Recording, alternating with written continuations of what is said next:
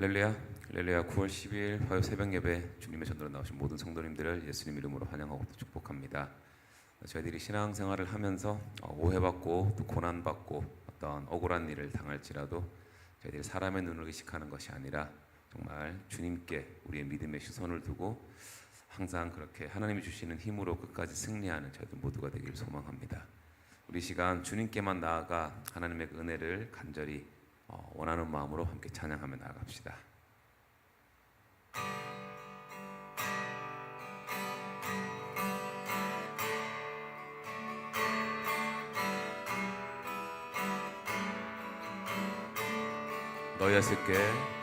너 예수께 조용히 나가 내 모든 짐 내려놓고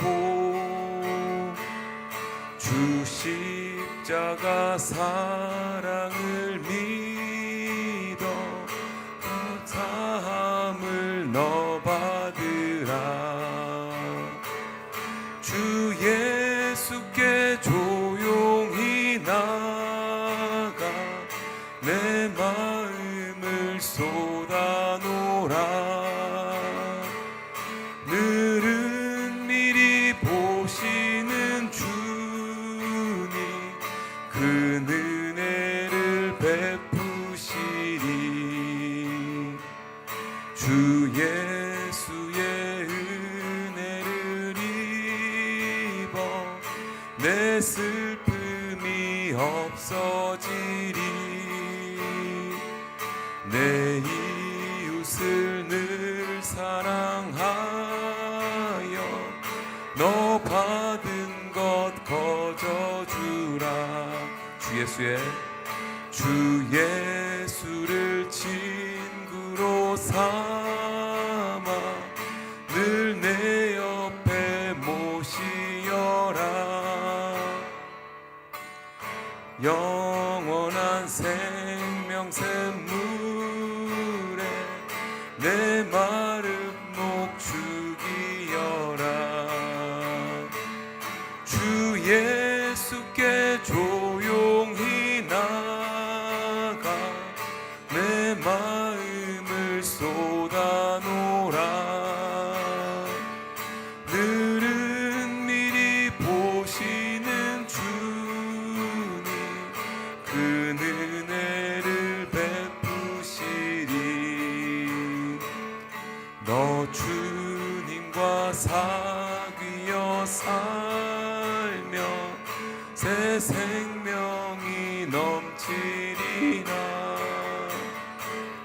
주 예수를 찾는 이 앞에 참 밝은 빛 비추어라.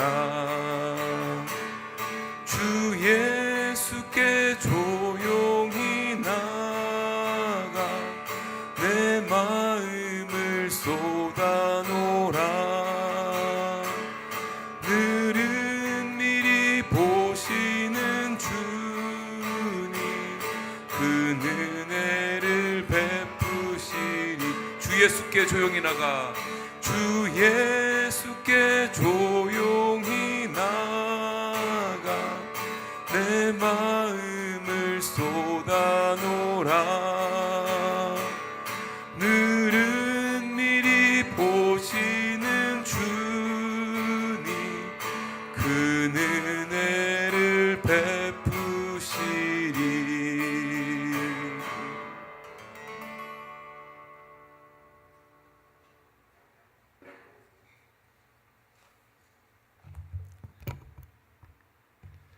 고맙고 자비로우신 아버지 하나님, 이 새벽에도 하나님을 만나러 나온 주의 백성들을 불쌍히 여기시고 저들이 기도와 간구로 주님 앞에 엎드려 기도할 때 주께서 응답해 주시기를 원합니다. 그리하여 하나님을 기도 가운데 뜻을 구하며 만나기를 원하옵고 그 뜻을 받들어 순종하는 하루가 되게 하여 주옵소서. 순종이 제사보다 낫다는 그 말씀 앞에 오늘 하루 종일 우리가 삶을 살아갈 때 순종의 삶으로 나타날 수 있도록 은혜 베풀어 주옵소서. 각 가정에 기도하는 제목들 분명히 있을 것인데 그것 때문에 좌절하고 절망하는 것이 아니라 오히려 그곳에서 기다리시는 예수 그리스도를 만나기를 원합니다.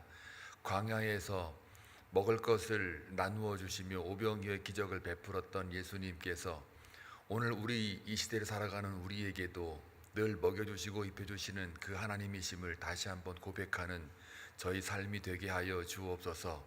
지금도 몸이 불편하여 침상에 누워있는 사랑하는 김익은 집사님과 김광무 집사님이 계십니다.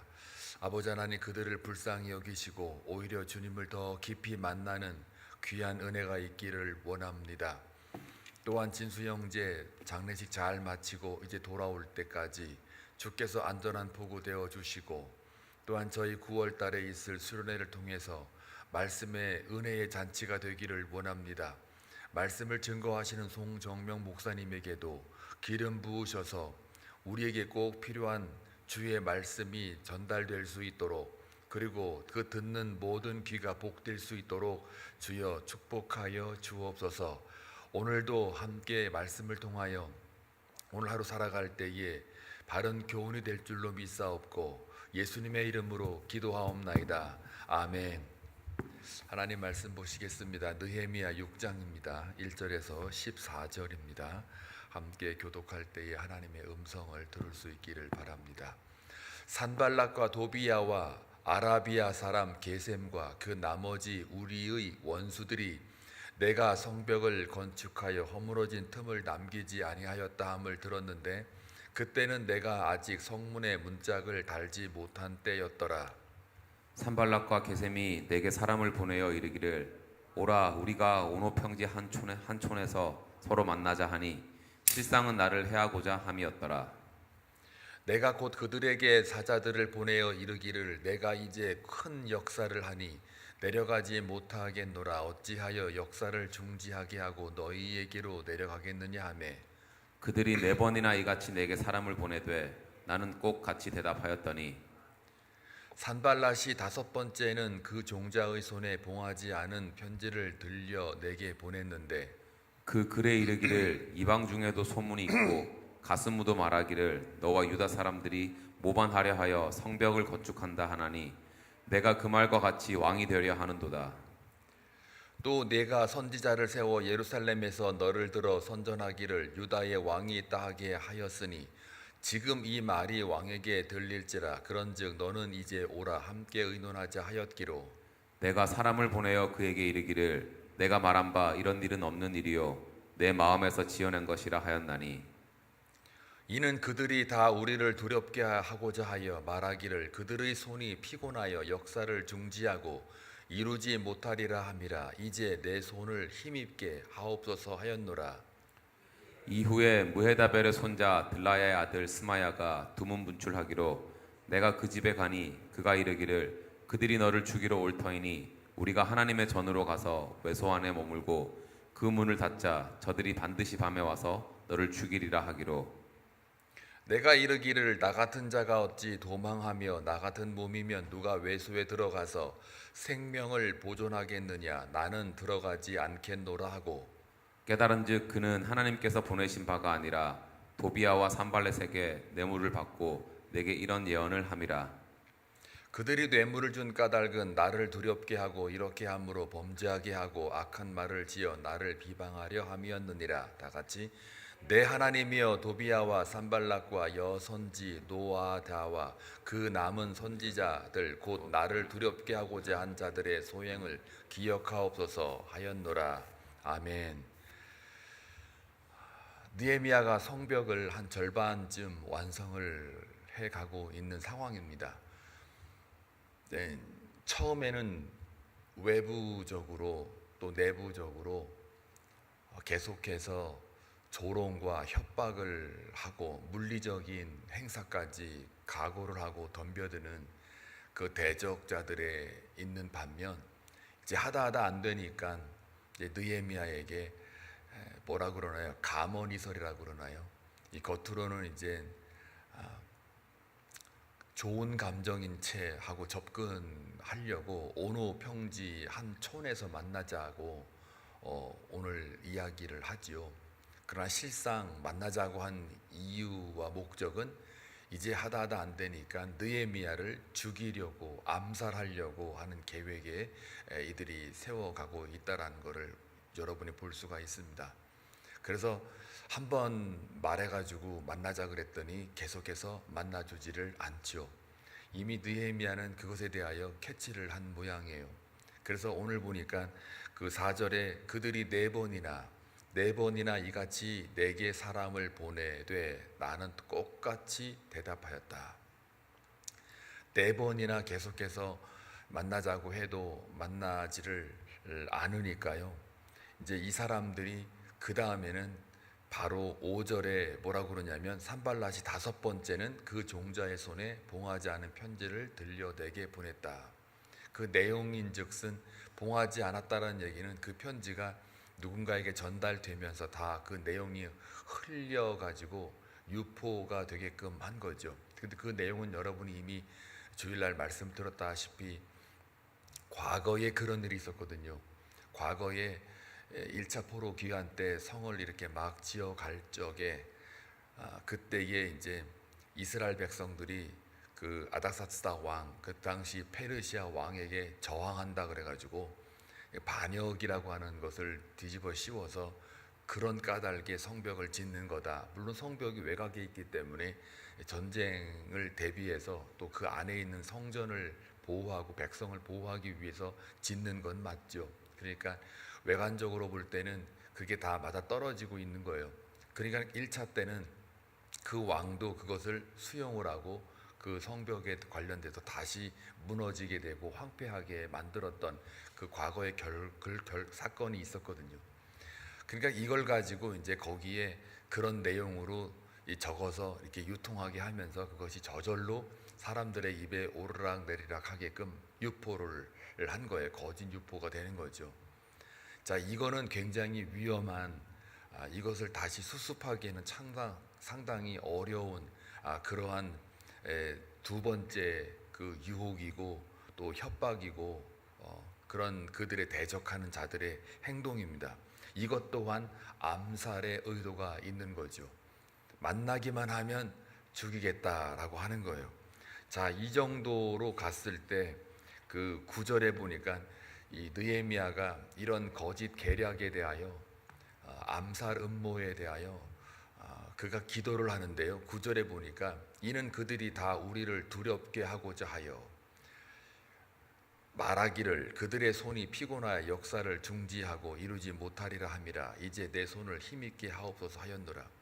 여러분 같으면은 그 정도의 그 과거에는 조롱과 핍박을 받았지만 구설수에 오르게 만들고 또 온갖 비웃음과 조소를 통해서 심리적으로 나를 위축하게 만들었다가 이제는 직접 죽음의 공포를 맛보게 하기 위해서 계속 접근해 오고 4번 접근해 오고 다음에 5번째는 이제 그 부활을 통해 가지고 그 거짓 그 밀서라고 그러나요? 그 편지 봉하지 않은 채로 다 흘려보내기 위해서 그 대중화하게 만들어 가지고 자기를 이렇게 프레임을 짜 가지고 죽이려고 하는 그런 걸 여러분들이 만약에 뭐 당할 리는 없죠. 여러분들이 정치적으로 중요한 인물이 아니니까요. 여러분이 만약에 정치적으로 이 나라 미국의 중요한 인물이었으면 벌써 여러분들은 아마 저 세상을 갔든지 아니면 뭔가 이렇게 잡혀가지고 아마 고생 지금 바가지로 한번 할 거예요. 그러니까 근데 저와 여러분은 별로 정치적으로는 중요한 인물이 아니기 때문에 그런 봉하지 않는 편지가 왔다 갔다 할 일도 없고 여러분에게 뭐라고 이렇게 4번씩이나 만나서 이야기해보자라고 소통도 하려고도 안 할 거예요.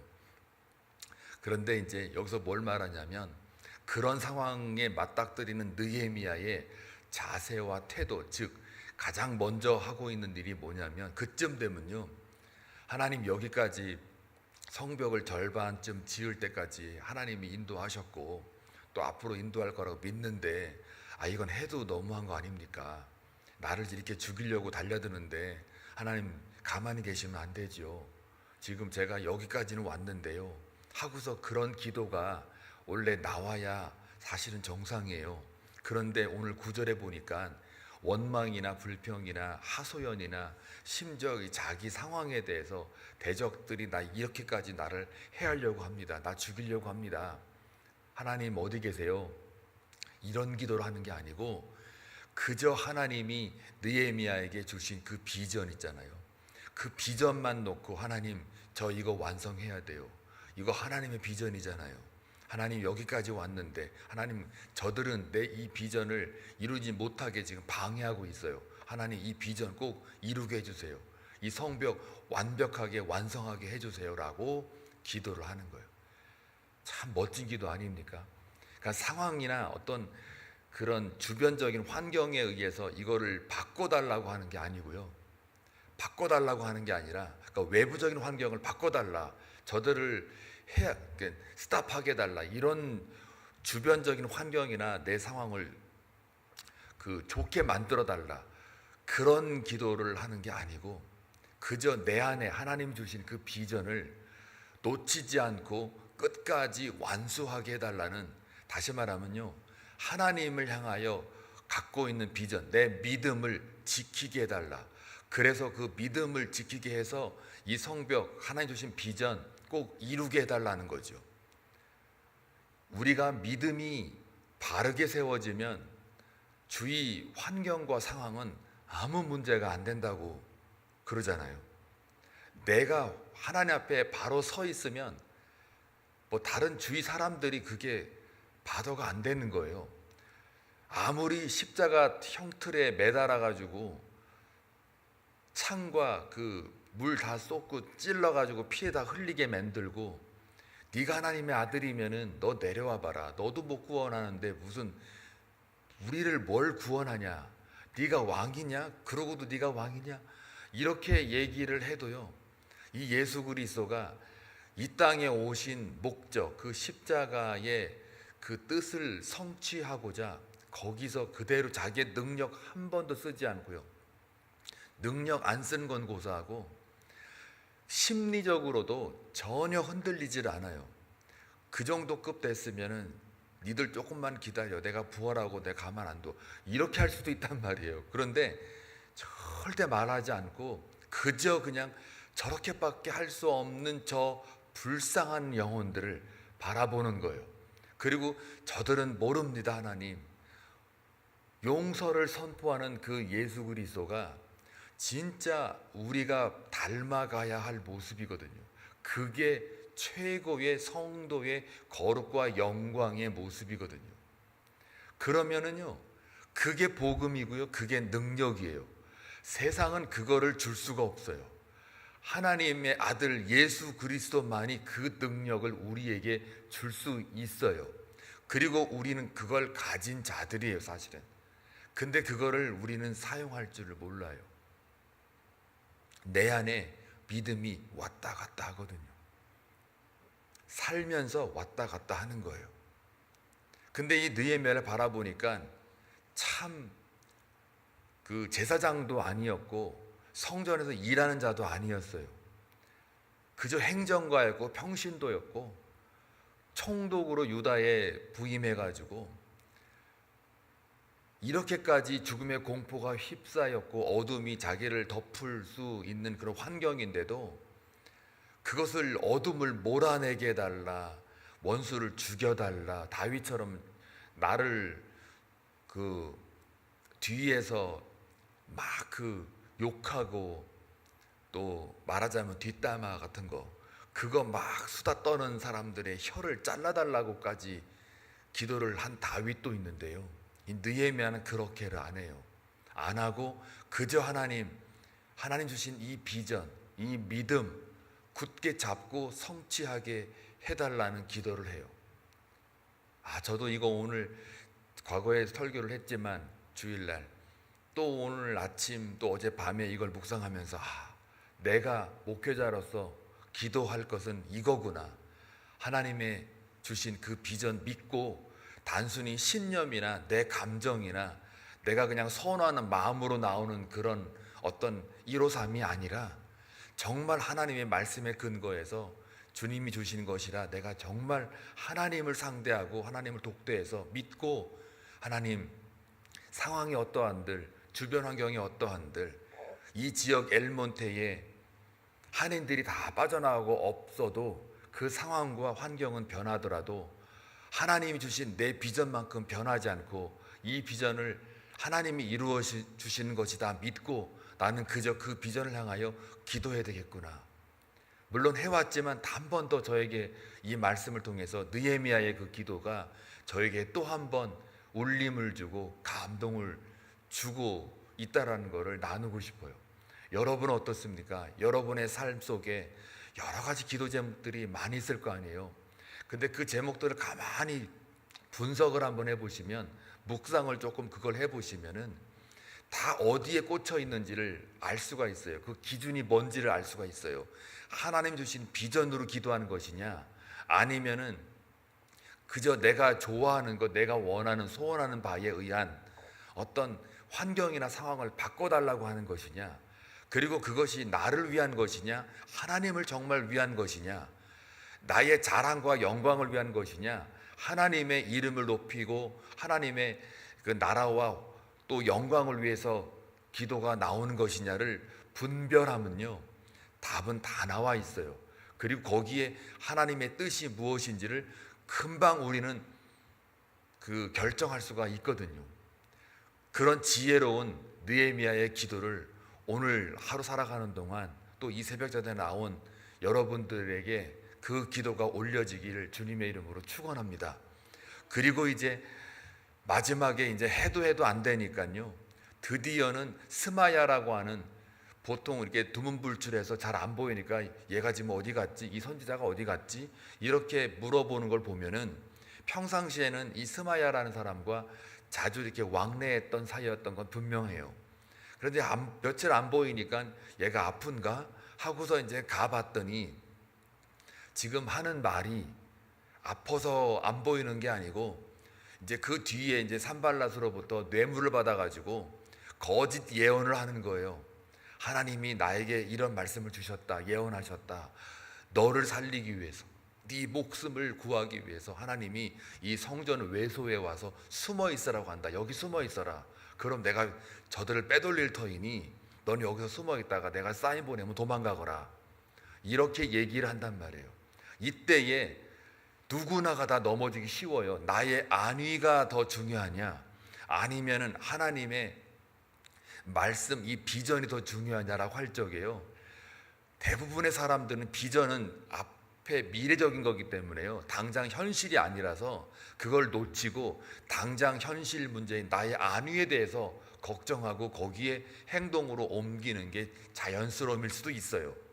그런데 더 중요한 건 뭐냐면, 우리가 깨달아야 될 것은 이 느헤미야는 제사장만 들어가야 되는 성전, 성소에 분명히 율법의 기록이 되기를 제사장만 거기에 분향하기 위해서 들어가는 곳인데, 지금 이 스마야라고 하는 이 선지자가 뇌물을 먹고 지금 분별력이 없어진 거 아니에요.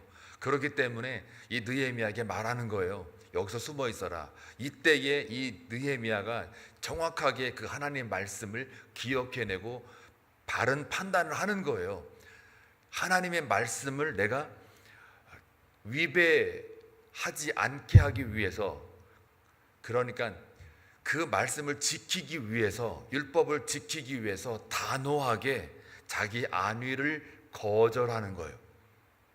그러니까요, 이게 원칙인 거도요. 하나님의 말씀은 우리의 삶의 가장 큰 원칙이에요. 그 원칙이 흔들리면 우리는 무너지는 거거든요. 이거는 보수냐 진보냐 문제가 아니에요. 생명의 문제예요.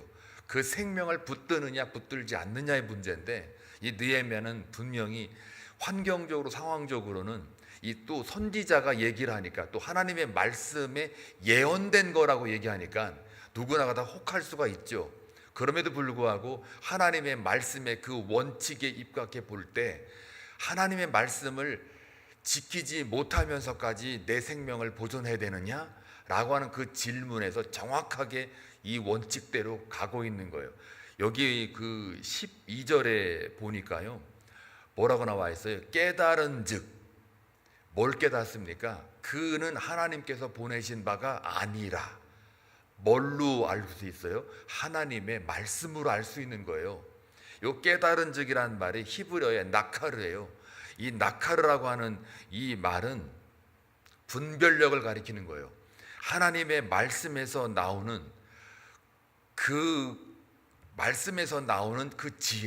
지혜로 인하여 깨닫는 분별력, 영적 분별력을 나카르라고 그래요. 그러니까 이 영적 분별력을 가지고 있는 느헤미야가 결국은 말씀에 근거하여 하나님께서 보내신 바가 아니라는 것을 정확하게 알고 있는 거죠.